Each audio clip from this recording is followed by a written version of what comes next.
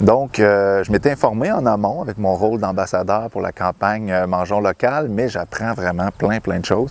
Et je me sens vraiment comme quand j'allais à la ferme au primaire. Tu sais, là, j'ai comme envie de devenir agriculteur pour vrai. Là, je tripe, je suis comme, wow, qu'est-ce que je fais dans mon bureau à écrire des livres quand on peut être dehors avec les abeilles et la nature. Mais ouais, c'est une très belle journée. C'est en fait l'idée de manger local. J'étais déjà dans cette démarche-là. Je fais affaire avec des fermiers de famille. J'essaie d'acheter le plus local possible. Je visite les fermes de l'Estrie, les marchés, tout ça. Et il y avait quelque chose d'assez naturel, en fait, à dire oui. Et en plus, c'est une campagne qui veut vraiment mettre en valeur le travail des agriculteurs. On va visiter les fermes, on va rencontrer le monde, on parle des produits. Là, je viens de me faire moi-même mon pot de miel à la ferme, les 3 pouces verts, c'est incroyable. Donc, il y a une espèce de proximité, de réelle rencontre. C'est pas une campagne de com désincarnée. On est là, on rencontre les gens, j'apprends plein de choses, puis je vais essayer de faire résonner ça donc à ma manière ensuite.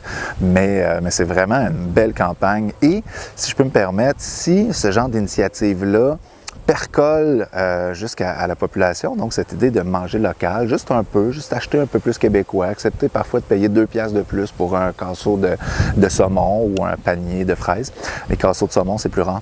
Mais on peut avoir un impact incroyable, même au niveau économique, au niveau écologique. Donc, j'y crois beaucoup, en fait, à ce genre d'initiative-là.